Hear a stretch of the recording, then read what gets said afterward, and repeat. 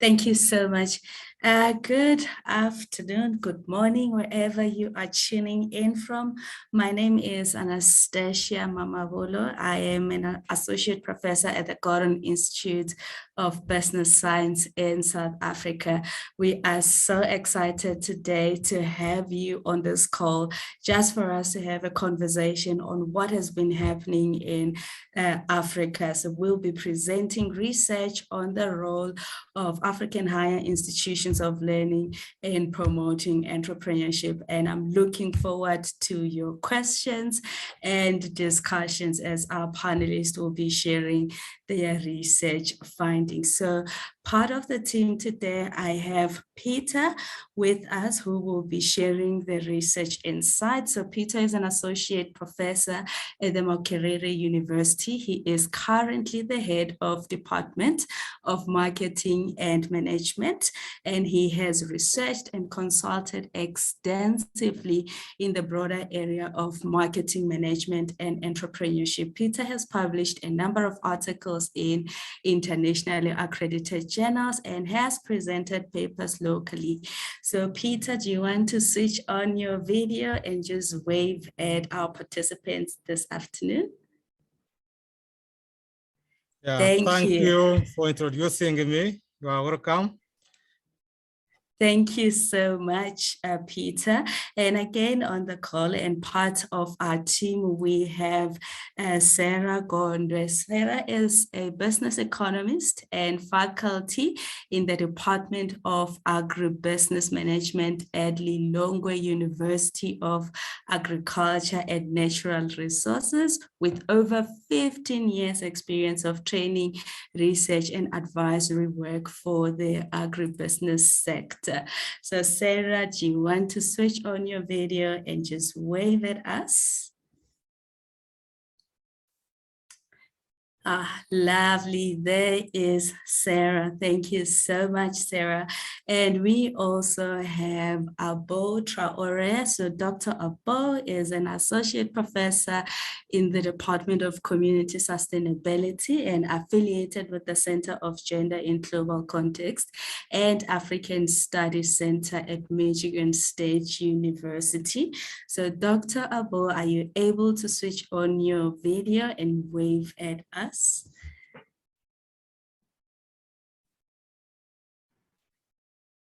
Hello, and thank you for that presentation. I am in West Africa now, but just for a quick reminder, I'm an assistant professor, not an associate professor. Thank you. Thank you so much, Abu. Thank you so much. And before we get started with today's proceedings, we really want to get to know you better. And we have prepared a poll for you, and we're going to put it up right now. Shira is going to help us with the questions. So I hope that you can see questions on your screen, and we would want you to answer those questions. Please type in the group chat if you can see the questions and then get started answering.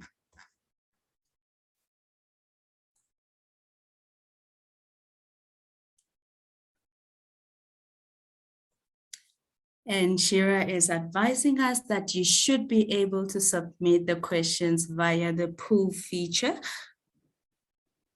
Yes, I can see the responses trickling in. That means we are winning. So our first question is, we would like to get you better. So are you an undergraduate or a postgraduate student, an academic, a business practitioner or other?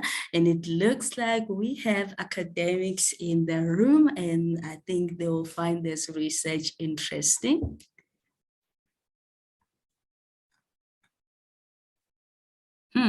And our second question says, tell us about your entrepreneurship and education experience. So are you currently studying? Do you teach? Are you an entrepreneur? And majority of our participants today, they're saying they are entrepreneurs. Absolutely fantastic. And remember, even as academics, you can really, as an academic, you can be an entrepreneur. So lovely responses that are coming through. Okay, and this question, we thought it was going to be interesting. How many African countries have you visited, right? None, 1 to 5, or 5 to 9, or more than 10. And majority of our delegates today, they've visited more than 10 African countries. That is absolutely impressive. That means you will identify with some of our insights this afternoon. So thank you so much for that question. So let's look at the perceptions. What are your perceptions of African youth entrepreneurship development? Do you think it is in the nascent stage, intermediate, or established? And majority of our responses here shows that entrepreneurship education is in the intermediate stage. We'll see about that when we present the findings. And the last question says, what are your perceptions of African youth entrepreneurship development?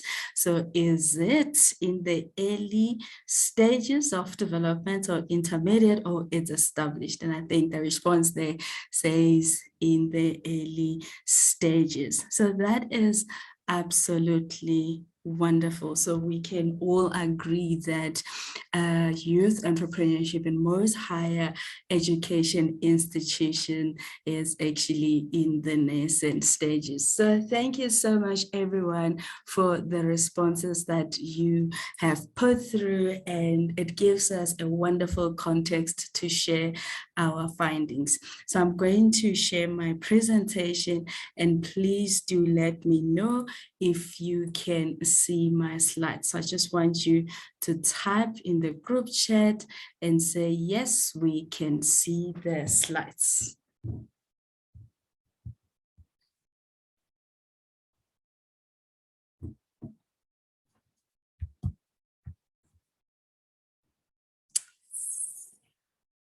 All right, thank you so much, Ivana. Thank you so much, Peter and Abel, for confirming that you can see the slides. So thank you. So we're going to be presenting the results of a research project that we conducted. So our research project was understanding the role of African higher education institutions in advancing youth entrepreneurship. And please feel free to type in your questions in the chat box. So our wonderful panelists will answer the questions as I go on with the presentation. So we want the session to be interactive, so don't forget to post in your questions. So as I explained, this research was really understanding the role of African higher education institutions in advancing youth entrepreneurship. We looked at countries in Sub-Saharan Africa, Mali, Senegal, Nigeria, Uganda, Kenya, Tanzania. We looked at Malawi, Botswana, and South Africa in Southern Africa. And really the background of this study is that it was a project initiated by Alliance for African Partnership Consortium, and I've seen some of the members that are on this call. Derek, welcome. So the Alliance really brought together the members that belong to the Alliance to think about a research project that will demonstrate what has been done on youth entrepreneurship. And this is because youth entrepreneurship is a key driver to sustainable industrialization in Africa, and also to contributor to economic growth. So as you know, the AU has got Agenda 2063, and this is about Africa that we want.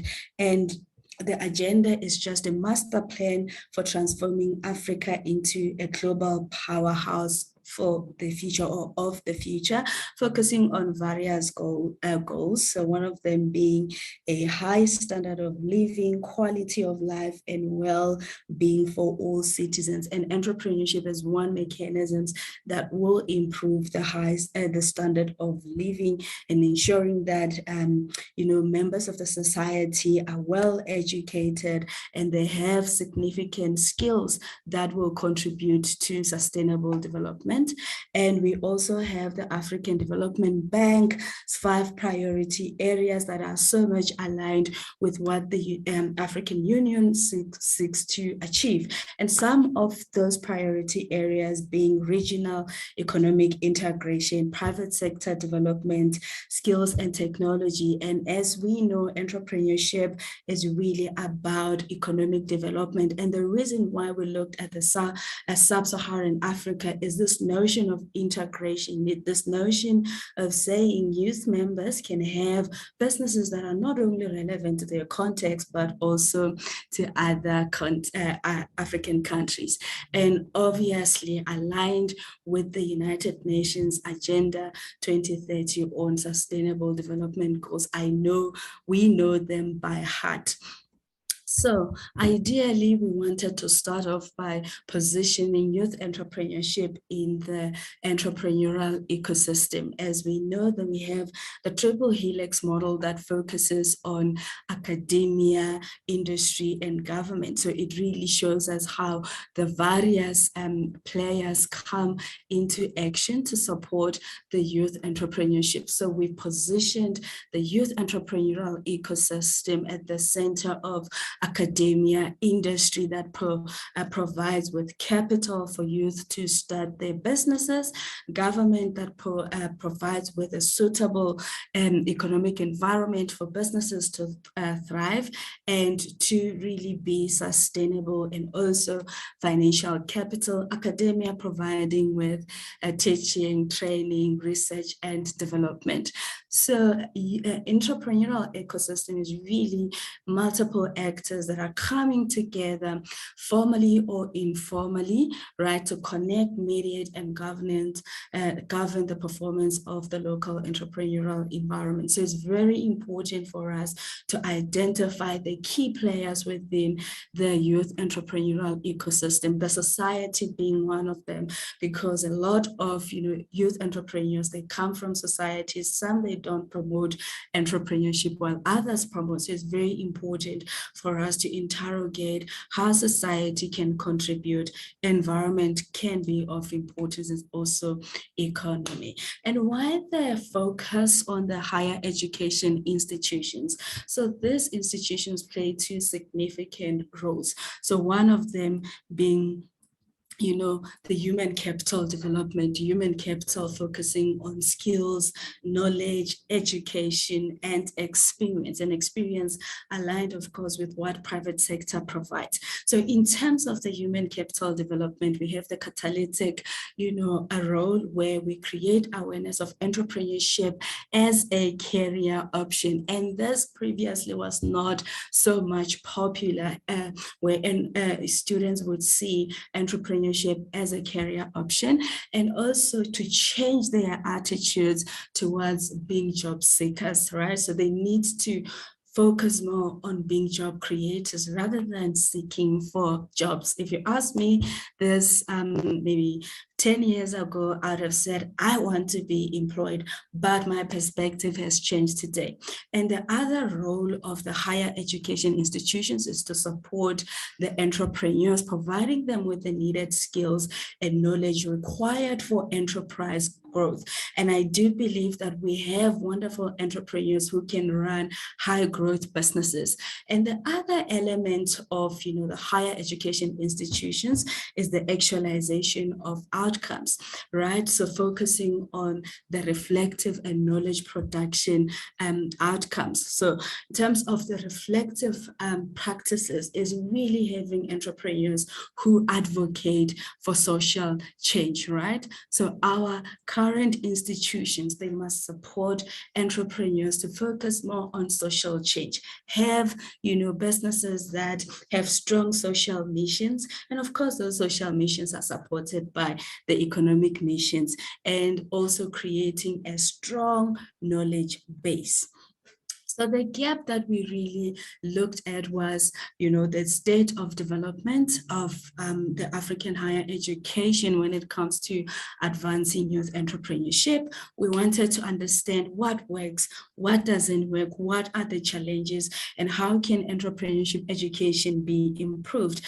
And we came to this research question: what is the state of entrepreneurship training in higher education institutions?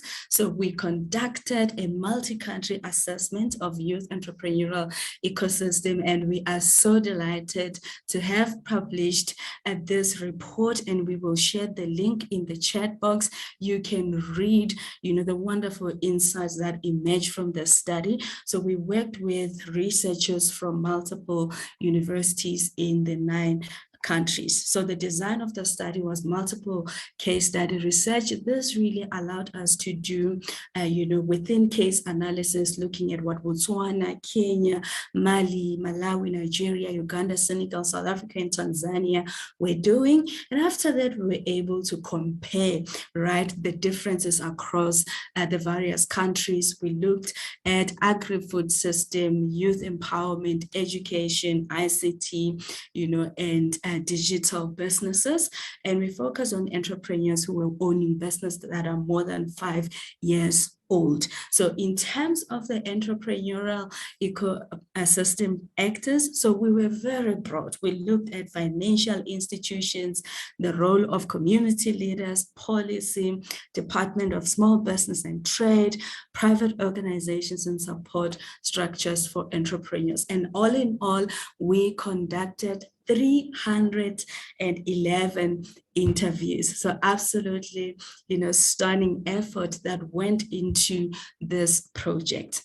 And I'm starting off the findings by presenting the key successes that were reported by the entrepreneurial ecosystem actors. So, and focusing mostly on the institutions of higher education. So one of the key success factors is entrepreneurial courses. So we're seeing universities starting to introduce the short courses on entrepreneurship, and in some cases they have long-term training on entrepreneurship, business incubation, and research. So some universities have incubation centers to support their students when it comes to entrepreneurial opportunities that they need to exploit. And that is absolutely fantastic. And our study shows us that these youth entrepreneurs from various universities and technical colleges are able to start off businesses that employ people, that enhance innovation, because in Africa, as we know, we have so many challenges, and those challenges present as an opportunity for innovation.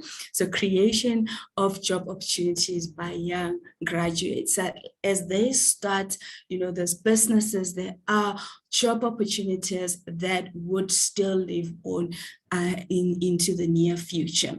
And we have the entrepreneurial activities. So in this case, the youth entrepreneurs established social businesses and for-profit businesses. So back in the days, we used to think that social businesses are not profitable, but our youth entrepreneurs showed us that you can literally start a business with a social mission and have a very strong economic component to support that social mission. So we've seen various types of businesses that are emerging.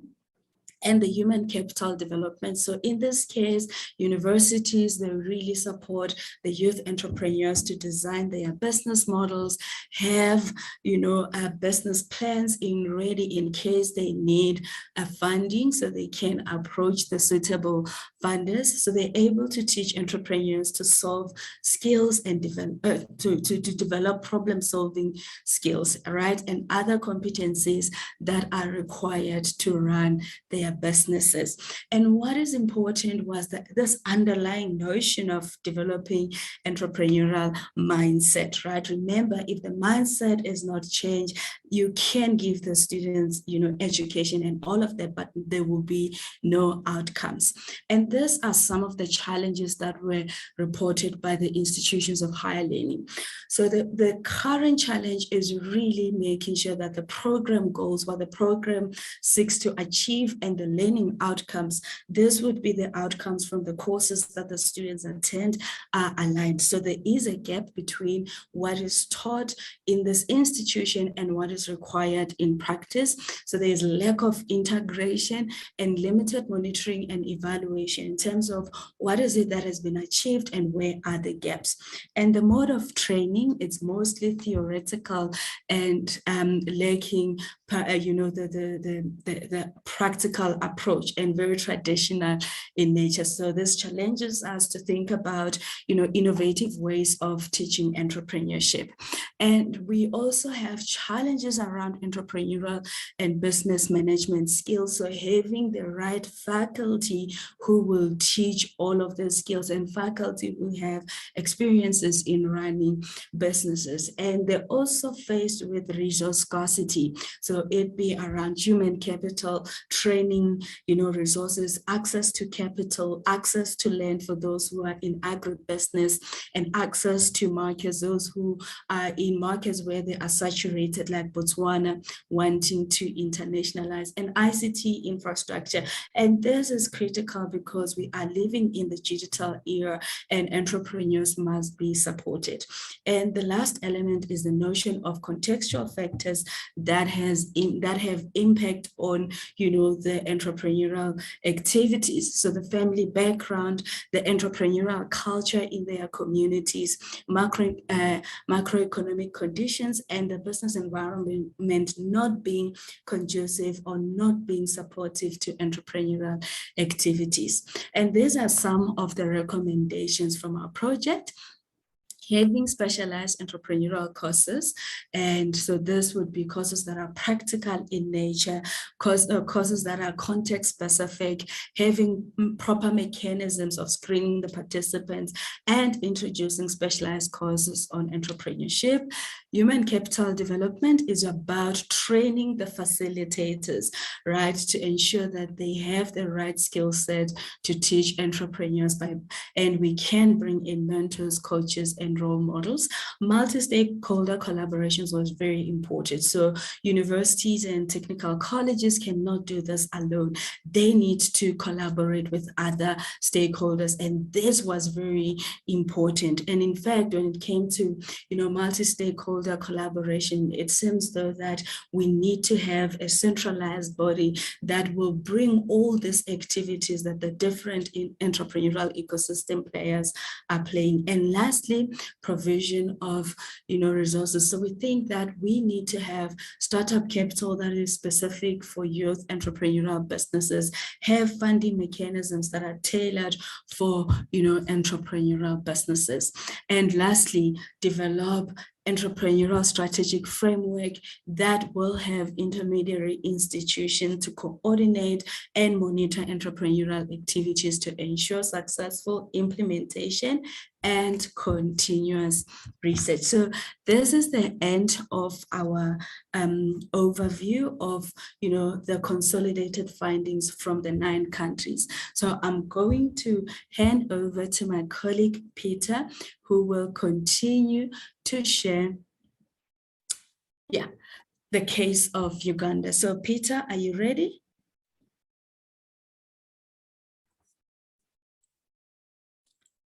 Yes, thank you. I'm ready. And I think now I can put off my video and then display my slides.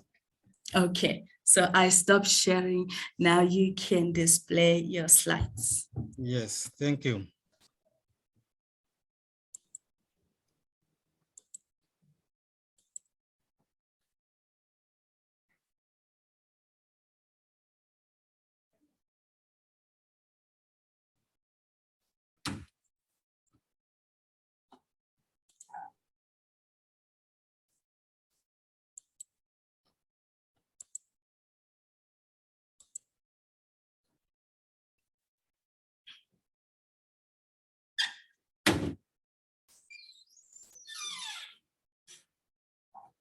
Yeah, thank you, Anna, for that introduction. And I will proceed from, I think, where you stopped. I've already been introduced, and I will now share some findings from Uganda on a research that we conducted on this particular project. Of course, entrepreneurship is the engine of economic growth in Uganda, and Uganda generally ranks as one of the top entrepreneurial countries globally. It is also important to note that Uganda ranks highest in terms of women entrepreneurship globally.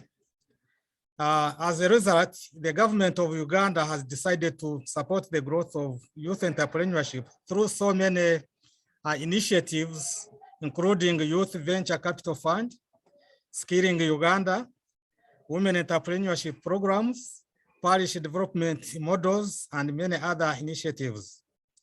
It is also important to note that institutions of higher learning also support youth entrepreneurial-based programs through teaching, through training, and empowering youth to become economically independent.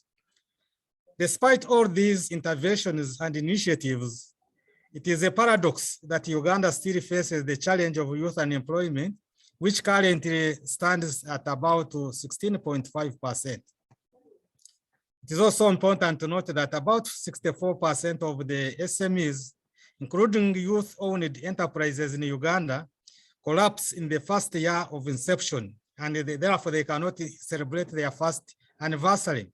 And 30% of them fail by the third year of their operation. Therefore, the growing number of youth entrepreneurial challenges is a national concern, which is likely to stifle Uganda's plan to achieve upper middle income status by 2040. What are the key successes in higher education institutions? Self-employment has been one of the most success factors in these institutions. You will note that a significant number of graduates has utilized their knowledge and skills to create employment for themselves, but also employing others. And as such, the issue of job seekers has reduced as a result. Mindset change and attitudinal changes is also another success factor. It is important to note that the institutional programs in our universities and other higher institutions of learning have instilled confidence among the graduates that entrepreneurship is the way to go. Previously, entrepreneurship used to be considered as a job for failures in life, as a job for those who have failed in academics. But today, we see many graduates becoming entrepreneurs, whereby they are able to start and grow their own businesses with a little capital. Venture creation has also been another success factor. The practical sessions that we embed in our curriculum have enabled many youth to develop business ideas, which are turned into prototypes. And these prototypes are showcased during entrepreneurship expos that we carry out every year. And as a result, many learners have been able to establish their own businesses. They have been able to create their own jobs, but also creating jobs for others.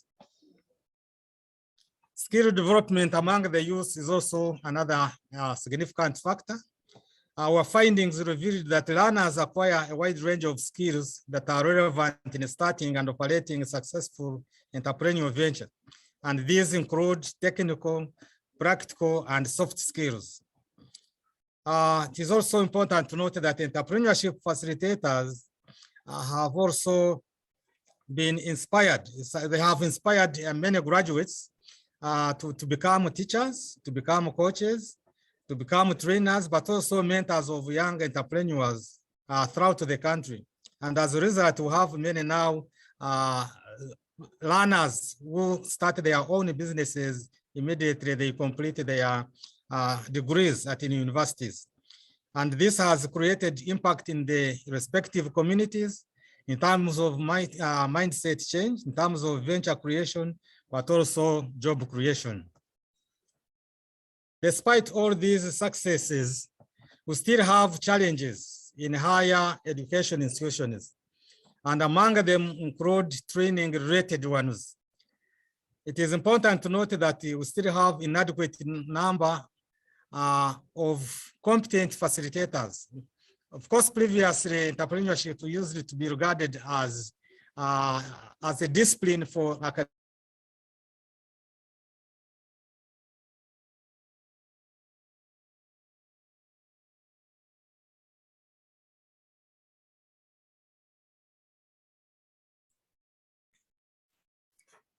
All right, Peter, can you hear me?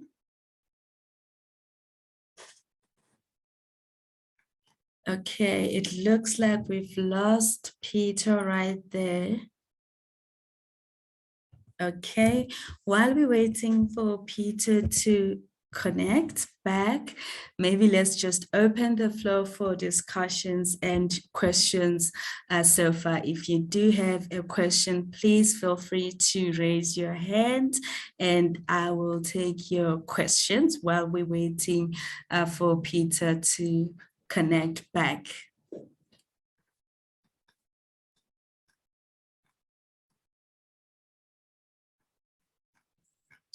Okay, so I don't think we have questions so far. Maybe I will pose a question to Abo, who was part of the research team. So Abo, thinking about the results that we've presented, what is one most significant thing that, you know, the institutions of higher education must address? If someone wants to leave this meeting thinking about the key implication and one practical thing that they can do in their organization, so what would it be, Abo? Thank you, Anastasia, for this wonderful presentation. As you know, I was introduced by Anastasia. I am a co-lead of this study. To go through your question, Anastasia, I think the one key finding that we have in this study was the ecosystem integration. Because higher education institutions tend to just teach and train about entrepreneurship, although there is a gap between the modules that have been offered and the real world. We know also that we tend to forget the ecosystem integration actors in the key players, the stakeholders. They must be thinking and designing their approach on discovering how we can make sure that those key actors are integrated and they are communicating and they are speaking the same language towards training, towards skill development, or entrepreneurship mindset. So I think the most important thing that we should keep in mind is how can we make sure that higher education institutions are able to integrate those, key actors in the ecosystem. Thank you. Thank you so much, Abo. And I think that is an important point. What we've also seen from the results is the duplication of activities. And this is due to the fact that the entrepreneurial ecosystems are running in silos and they tend to duplicate activities. So if we were running centralized activities or integrated activities, we will avoid that and really use those activities for skill sets that entrepreneurs require. So there is an exciting question that I want to pose to our panelists. So Pam is asking, can you tell us about key aspects of the enterprise curriculum? Is enterprise education usually standalone or integrated in degrees? So I think this is an important question, Pam. So what we've seen is that enterprise education is mostly a standalone. So it is not yet fully integrated into the degrees, right? So you would have short courses on entrepreneurship. But if you think about someone doing physiotherapy as a study, or optometry, right? So those are really health sciences education, right? Educational programs. And normally they don't have entrepreneurship. When we talk about, entrepreneurship underpinning the curriculum is not only in business related studies where students obviously will have to learn bits and pieces of entrepreneurship, but ideally we want, all degree programs to have entrepreneurship as an option. In fact, in Botswana, which is doing it very well, so all fourth year students are mandated, right, to do an entrepreneurship course. So you cannot graduate without having completed an entrepreneurship course. And it doesn't matter your degree, whether it is in humanities, whether it is in science, or even in business management, you have to do entrepreneurship. So are most of these programs in a degree university or TVET? This is quite interesting, right? We've seen that actually TVETs are doing way, way better when it comes to entrepreneurship. So this is due to the notion that they focus on skills building, right? Your technical skills. Someone will be going to a TVET college and they want to start a construction company. So what happened is this TVETs have wonderful, entrepreneurship programs to help graduates start their own businesses. Okay, Andre, we will come back to your question in a moment. So Abu, I saw your hand was up. Yes, Anastasia, I was just adding something to Pam's response that you provided. I think you have said it all, Anastasia. It is just I'm just reminding that this study was a multi-case study, and we studied in 9 different countries. So different countries have different realities. So if you take case by case, you will realize that there are different skill developments based on the country you are talking about here. For instance, Nigeria is really advancing in diversifying, increasing skill development in higher education and higher learning institutions. But some countries are not there yet. So we have to keep in mind that when we are talking here, we are talking about a multi-case scenario. So every African country, every state, they are at different stages. Just to add that. Thank you. Thank you so much. And Peter just joined us. Unfortunately, Peter, we have to move on to Sarah to, to present her piece. So Sarah, are you ready? I'm going to be sharing your presentation. Yes, please. Thank you. Thank you. And can you also address ways of ensuring financial inclusion for youth? How can we solve this financial access for our youth entrepreneurs? So over to you, Sarah. You have literally less than 10 minutes to finish off your presentation before we end today's session. Okay. Thank you, Anastasia. At least the good thing is what I'll be presenting will be like more or less maybe answering even some of the questions and also just giving some highlights to the overview results that Anastasia has just presented. So I'm going to be focusing on a case of Malawi. Can I have the next slide?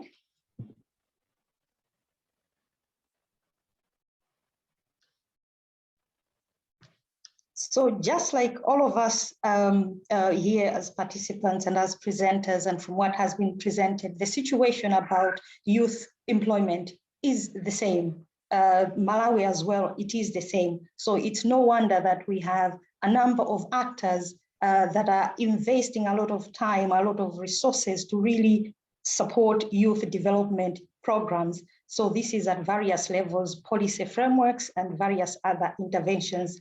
But there's also one other key aspect that is worth bringing out, and that is that we are talking about youth.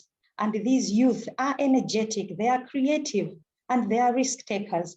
And these are some of the good attributes for an entrepreneur.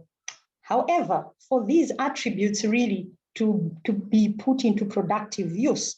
There is need for that conducive environment, as well as the extent to how the entrepreneurial ecosystem now is actually supporting this, how that system is functioning. Hence our focus, as Abu highlighted, that we're looking at the ecosystem angle and not just highlighting one actor within the ecosystem. But in our case, the focus was to look at the higher education institutions and how they are interrelated, how they are working within the ecosystem itself. Can we have the next slide, please?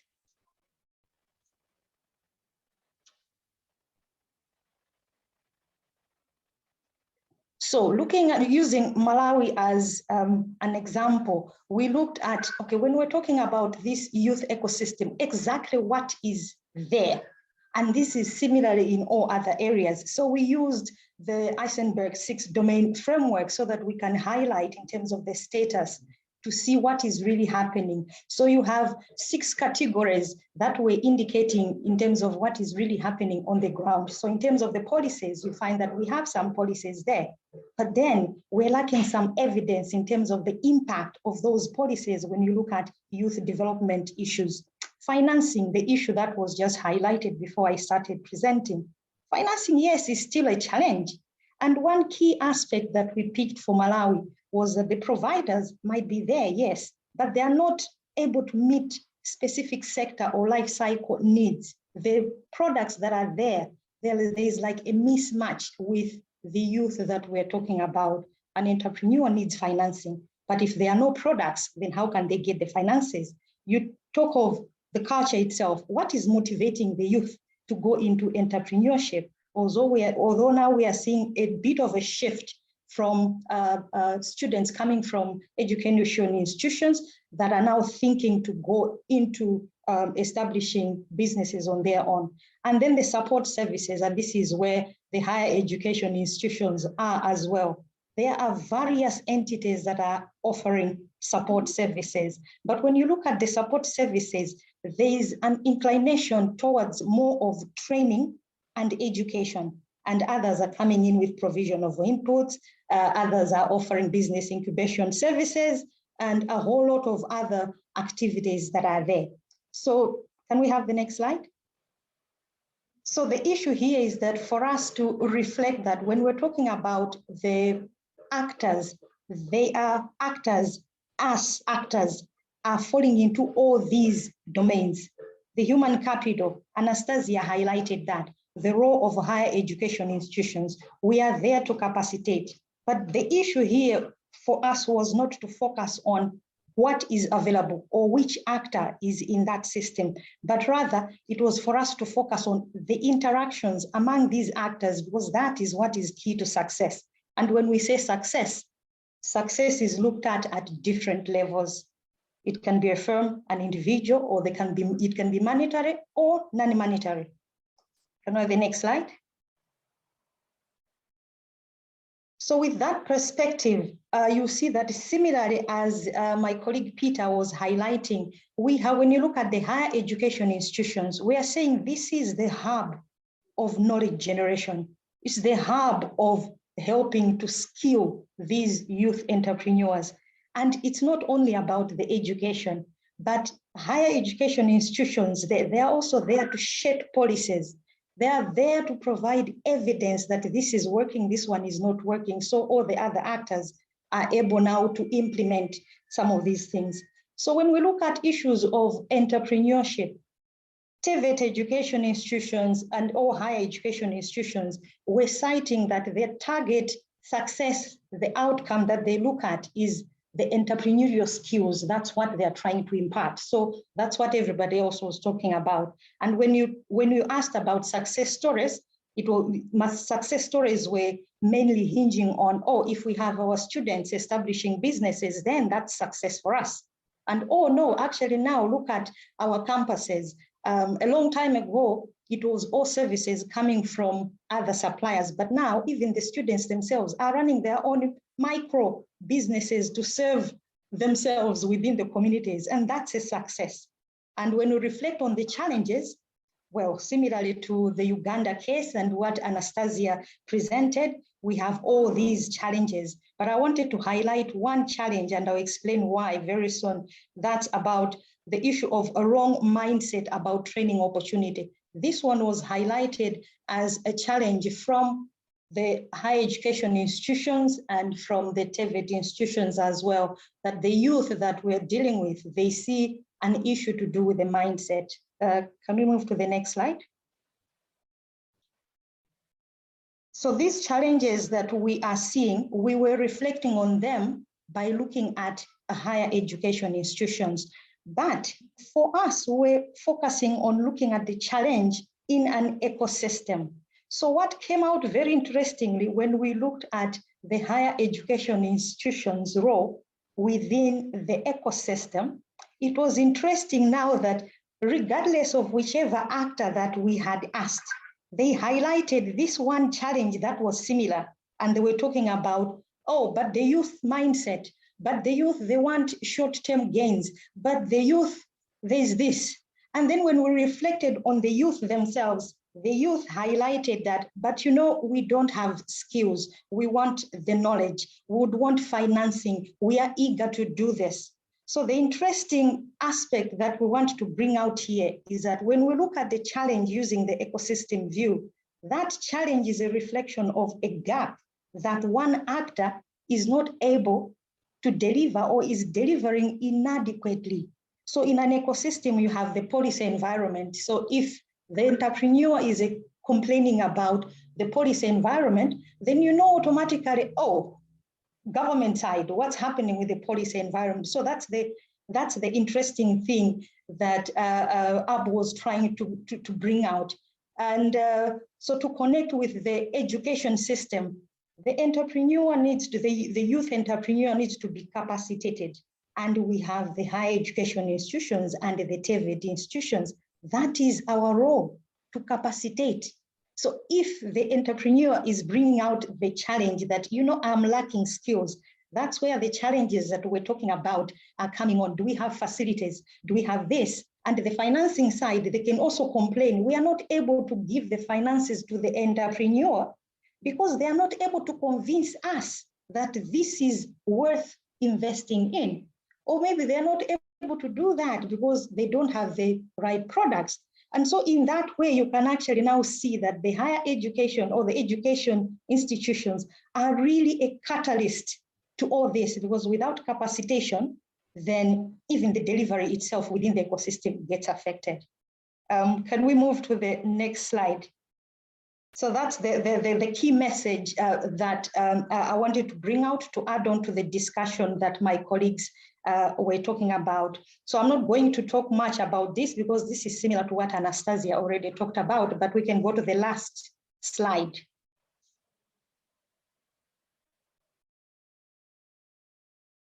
Can we go to the last slide?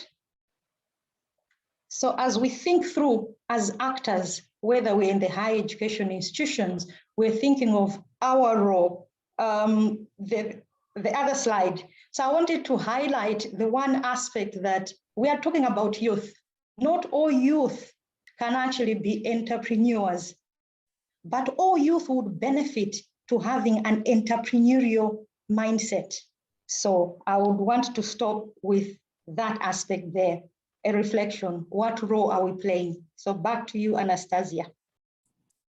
Thank you so much, Sarah. And I love your closing reflections there, that not all youth will be entrepreneurs, but they can absolutely benefit from the entrepreneurial mindset, because that is your way of thinking that influences how you do things. So thank you so much for that wonderful presentation. So I'm going to answer this question about education notion in our context. So it says, hello, I'm curious to know how you use US-based courses to make sense to students from such a wide variety of countries in Africa.